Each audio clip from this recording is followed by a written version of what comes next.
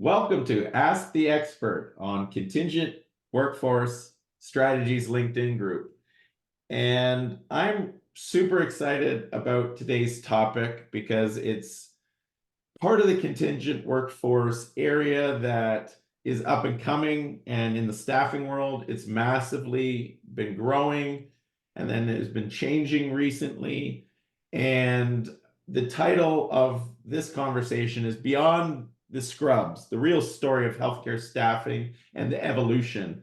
And I have one of the best guests that could ever talk about this topic because Darin Meadows, thank you for coming on, has amazing experience from the traditional contingent workforce, commercial VMS, MSP models, and then switched over to focus on healthcare staffing 2016, 2017-ish. So it has 8+ years of just focused in the contingent workforce management space of healthcare.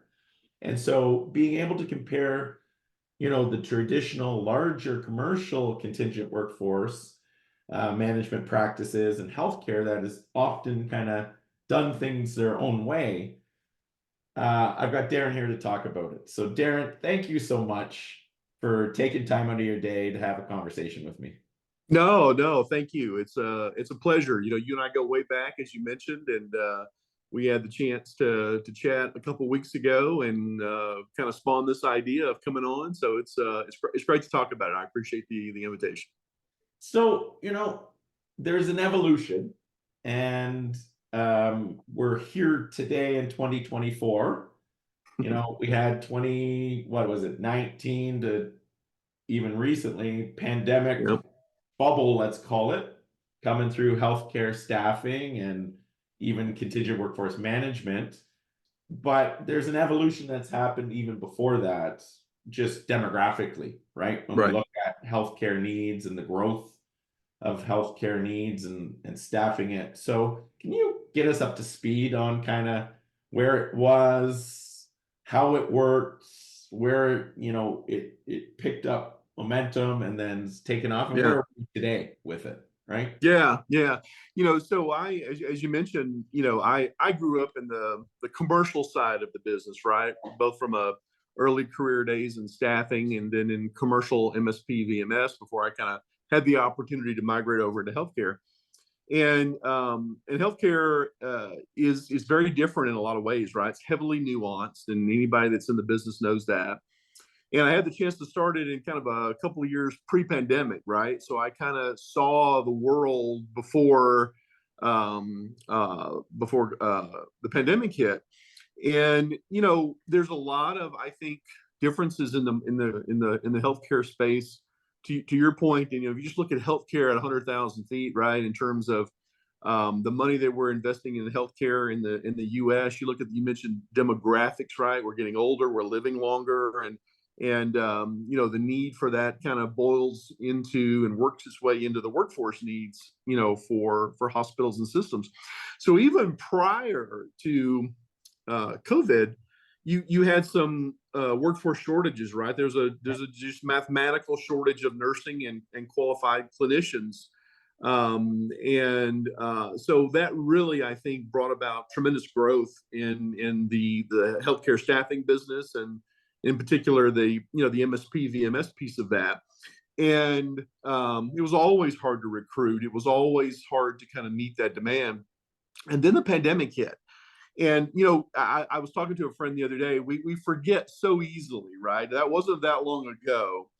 And I don't know, I'll take you back in time. If you remember, that first year of the pandemic was like, we didn't know what we didn't know, right? And the dire predictions. I mean, I remember, it was like the zombie apocalypse, right? I mean, nobody knew what was going to happen, and it was particularly tough. And we'll talk about this maybe a little bit later, but particularly tough on physicians.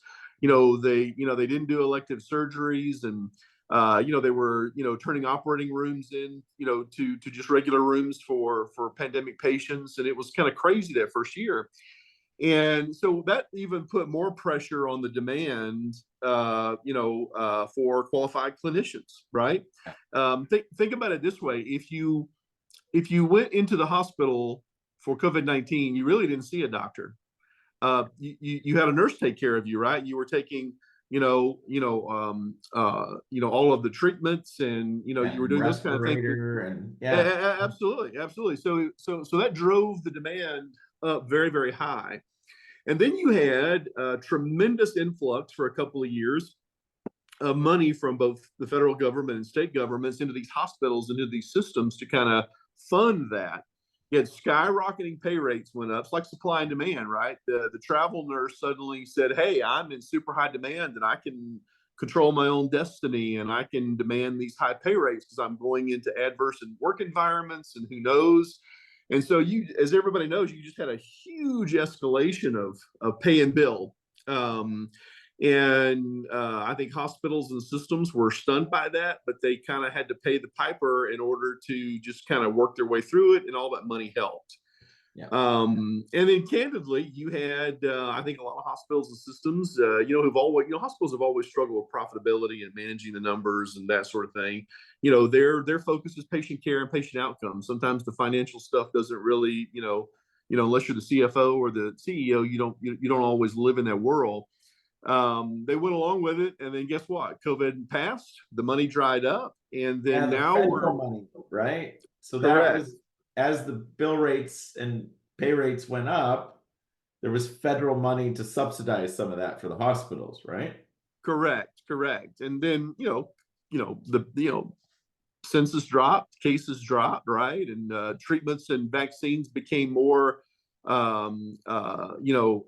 effective, and the money went away. And so now you've got, in a post-pandemic world, you've got some interesting things going on there, right? You have hospitals contracting that spend because that money's not there. They're having to kind of go back to pre-pandemic numbers and Yeah. go, I can't afford these bill rates or these pay rates. And I think if you look at the business, that scale is sliding down. It'll never be, I don't think, where it was in a pre-pandemic level, because I think clinicians now know that they're still controlling that. They've got choices. Demand is still there. So, and I think that's a positive thing for clinicians, by the way. I think that I don't think that's necessarily a bad thing. So I think you've got some of that kind of, coming back down to more normal levels. I kind of think it's bottomed out, quite personally. And so one of the things interesting with the hospitals now, they've contracted in, and they're on the other end of the scale now. The pendulum has swung where, like, oh, well, we can't afford that. We're cutting back on travelers. We can't spend that anymore. So if you look at the numbers, right, all last year, it really started I think in late Q4 of 2022. 2023 was a horrible year in healthcare staffing, right? You can look at all the publicly traded companies and talk to everybody that's in the business. I mean, it's probably the Great Recession for healthcare staffing, candidly, in 2023. I mean, it really was. I mean, I don't think there's ever been a year in that vertical of staffing where you've seen numbers drop, 25, 35, 40%. And so it was kind of like a big correction, a bubble pop, if you will. And so I think we're bouncing along the bottom from what I see and what I hear, and the folks that I talk to.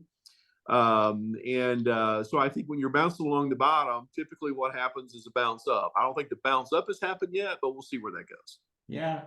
And like with all that's happened through that kind of evolution and growth in the market, and it's not only it was really driven and jumped because of the pandemic, but like we talked about, it is demographic that healthcare, people are living longer, there's more healthcare needs. How are you seeing the technology side of that evolve? In the broader contingent space, Mm-hmm. technology has evolved and over the last recent years has really evolved and continues to evolve with more money being put into the market from a VC perspective because they see human capital space as somewhere they want to invest. So you're starting to see more and more technology changes. How is technology in healthcare? Because like I know we've talked about it, and typically healthcare are more institutional, right? And they tend to lag behind Yeah. in the kind of shared services institutional technology, they always more, like you say, focus on patient care, and there's lots of advancements there. But on the administrative side, they tend to still be more institutional, slow to move. How have you seen the evolution happen there? Yeah, I think it's there, and I think it, albeit slower, right? I mean, but I think it's there, and I think it's going to accelerate, right? I mean, I really, really do. I think that um, uh, if you look at just things like VMS technology, right? I think there's a higher proliferation of VMS to smaller and mid-sized systems. That's happening. Even the MSP business. Back in the day, you had to be a certain size to qualify for an MSP, and then now I think you're seeing what I call it the mid-market space, lack of better nomenclature. But there's a lot of hospitals that said, hey, I only spent 10 million. I want that too, right? And so I think there's a scaling going on. And I think that's pushing, larger service offerings like MSP and then associated technology around that. I think a big thing that is happening, and I see it more and more, certainly the demand for it, is things like predictive analytics. Yeah. Hospitals want to know when the next big pandemic is coming. They want to know more about how I can better predict my needs. There was always this when I started in healthcare, it was always around September, October. Everybody was doing flu season planning, right? And you were using historical data, and you were looking at what CDC said about this strain of flu. Is it going to be bad this year? Whatever they were making plans around that type of stuff, and I think there was really no technology deployed to help them do that. So I think there's some offerings out there around that are coming into play. So I think they're embracing it more and more, and they should, quite frankly, right? I think that will be to their benefit to better manage, better control, have better visibility, and not just in the nursing or clinical or allied space. I mentioned the physicians and the impact that COVID had on that. A lot of physicians just went out of business during that time. I know my own personal doctor that I had for 20 years, he just closed up shop. He's like, there's not, but interesting what you see now in a post-pandemic environment. There's a shortage of physicians as well, because a lot of them are retiring. A lot of them aren't even kind of getting into the business because of the cost of insurance and risk and just administrivia. It's hard to make a buck, unless you're an elite plastic surgeon in Beverly Hills. It's going to be hard to make a buck. Okay. Yeah. I mean, and so I think that the locum space, if you look at that right now, is where travel nursing is bottoming out. Locums is going through the roof right now in most markets because of that very trend. It's a backlog of need, and it's a high growth area. And I think it's going to come into behavioral health. I think that's the next thing. Everybody's been talking about behavioral health and the needs and the impact of the pandemic on that. I think that's starting to translate into big needs for people who have expertise to offer that in the market. I think that's huge coming. Yeah, no, it's interesting, right? And everywhere we look, it's about health and wellness, Yeah. right? In the market, between meditation apps to more holistic medicine, preventative things, to try to keep you out of the hospital, right? As Yep. much as possible. So it's changing. The other is to keep you out of the hospital is home health care, right? Yes. Yes. More and more people Yes. are choosing that. And so that's an interesting component. And we don't have to get into home healthcare, but we've been seeing a trend in that in the industry as Absolutely. well, is both to keep you out of the hospital and stay in your home as you get older, and then post care, be in the home versus in a hospital, because it's way more expensive to be in a hospital bed than have someone show up at your home and care for you in your bed, right? Yep. So it's a really Absolutely. interesting kind of dynamic and how that's changing just healthcare in general, right? Yep. In this post-pandemic world. Um, you know, and we talked a little bit about the challenges, and it tends to be a supply demand side of things. Are there any other challenges in the workforce as you're seeing it? Like, when you talk about supply demand, it's how do you make more supply, right? And that's educational, certification, training, Right. changing certification too, right? Where, a nurse can do something that a doctor was once only allowed to do. And if you've got a lack of doctors, allow a nurse to do some of that. We saw that through the pandemic, like you said, Mhm. caring for people. What are some of the other challenges that you're seeing outside of just people? But if there is other unique things, talk Yeah. about some of those challenges. Yeah, so there's two things coming to mind as you ask that. It's a very great question. I think that uh, the pendulum always swings in the business, right? So it swung up in terms of demand during the pandemic. As we talked about earlier, the huge numbers of travel nurses being deployed. Now that's bottomed out. I think hospitals have swung to the other end where they're like, we're cutting travelers, no more. We can't afford it. We can't do it.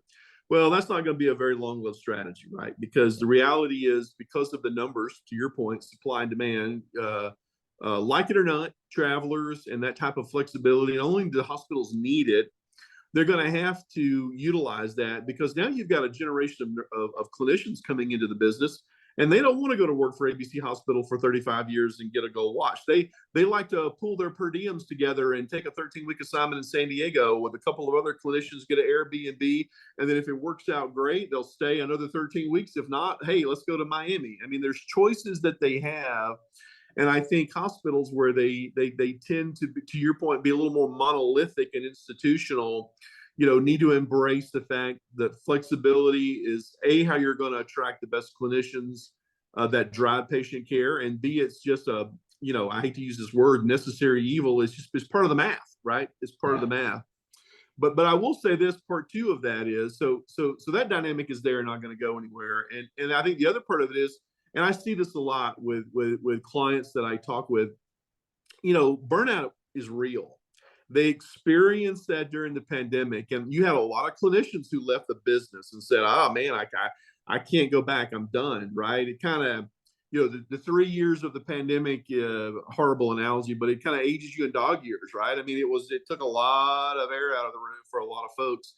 And so I think hospitals and systems are recognizing that burnout's real, that they've got to do a better job of retention of their own staff. They got to look at pay for their own staff, right? I mean, we talked about the escalation of pay rates in healthcare staffing for that, but I think it's opened their eyes to saying, hey, we got to be as competitive with our own clinicians and staff as we were with the travelers. And so I think there's uh, to keep with the healthcare theme, a postmortem going on with a lot of clients, and they're looking at what worked and what didn't. They're Yeah. looking at how they can do that, and then tied into the healthcare staffing, they're looking at what relationships worked, what didn't, what technology worked, what staffing model we had. Did it do us right, or did it hurt us? And so I think you have a lot of that going on in the business right now, where clients and hospitals are saying, mind the right relationships. Do I have the best that the market can offer? There's a lot of that dynamic going on right now. Yeah, and you bring up models, and Mm.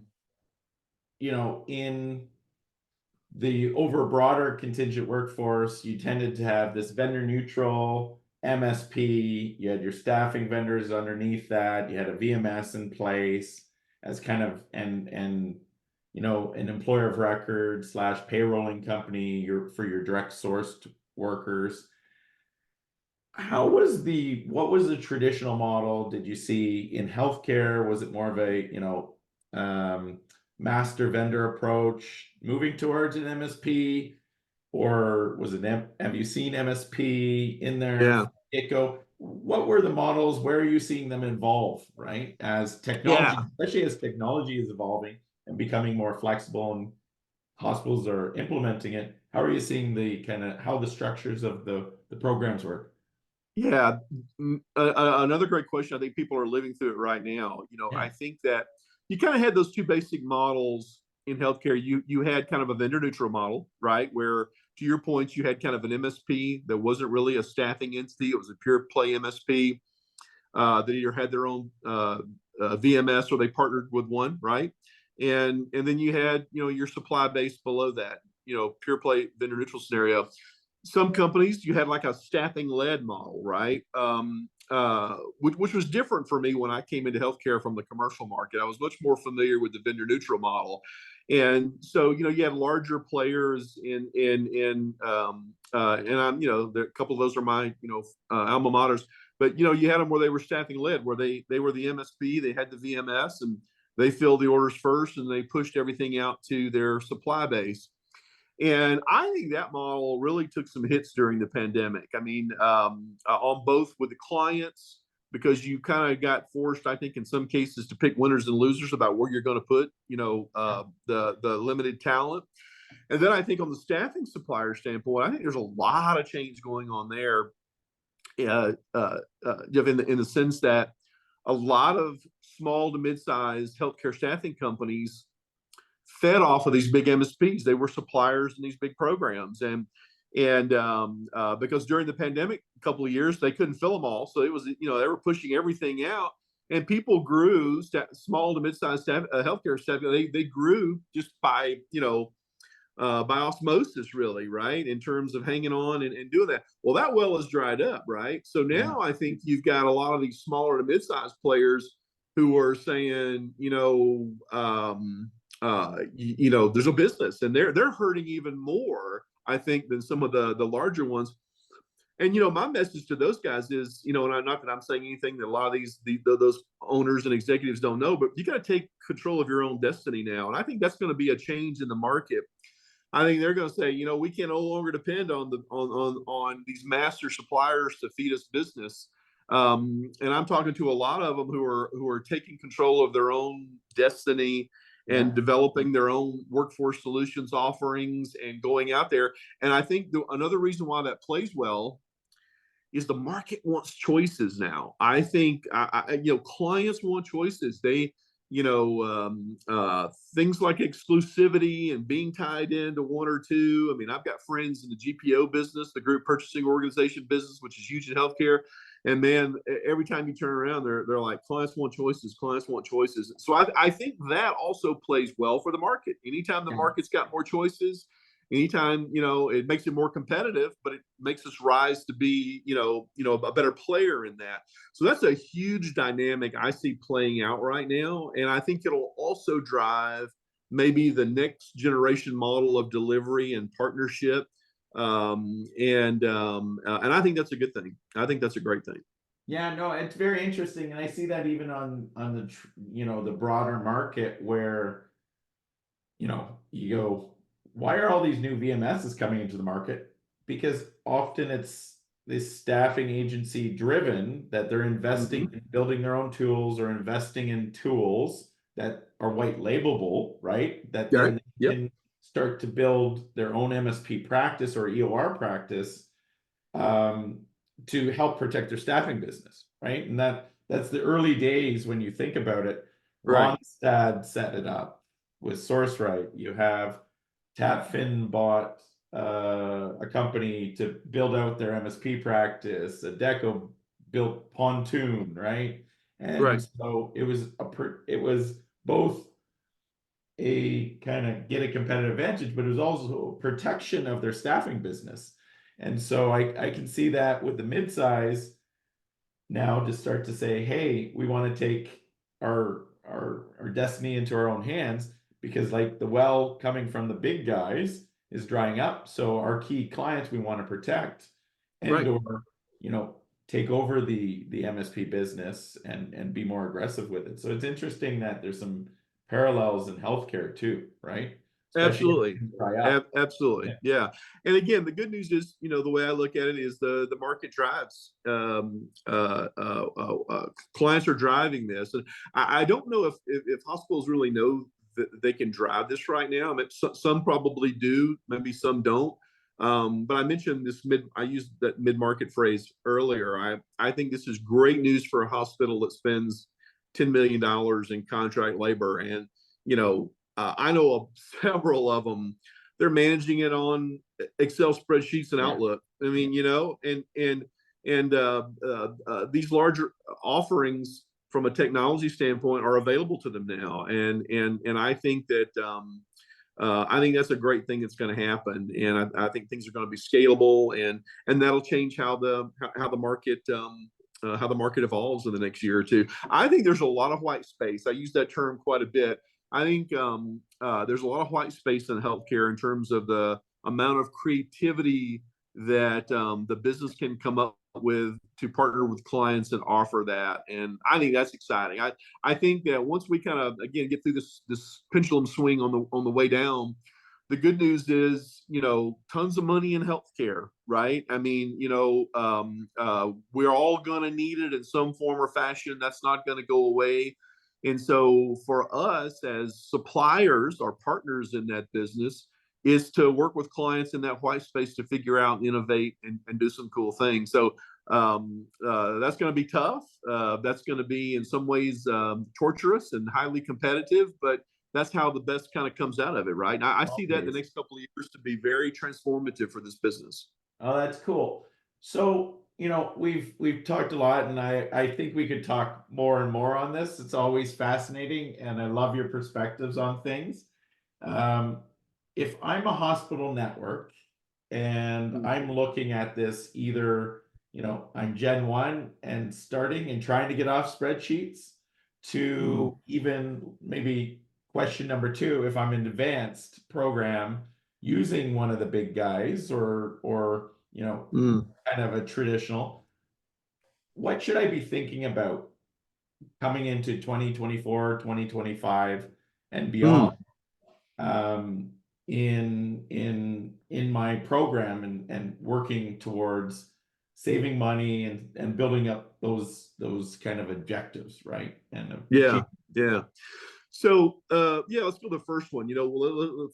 Folks today that don't have one, right? That they are kind of using it manually. Maybe they've got X number of direct contracts out there, and literally, I talked with a guy a couple of weeks ago. They spend $20 million a year in his Excel and Outlook. That's how they manage the order flows, and he knows the challenge with that. So I would say to those folks that those options that you thought were only for larger organizations and larger spend categories, they're available to you. So embrace that. Certainly embrace the technology part of it. I mean, you mentioned cost savings for sure, but there's so many more benefits, right? To kind of, with those programs, to visibility and transparency and compliance, and to get all that stuff automated, huge benefits for clients. So I think the challenge is for the smaller systems and hospitals is just the internal manpower to make that a priority and do that, because everybody's limited. There's only so many people, so many hours in the day, and so many priorities, candidly, going back to the pandemic, that have been backlogged, right, for the last couple of years that you just didn't get to. And but I think they will get to it. And I would say for the ones who don't have one, who are looking for it, you may be in the best catbird seat to get some new options. I think if you already have one and you're kind of doing your post-mortem and you're saying, this model worked for me, do I have the best partner? Do I have the best technology?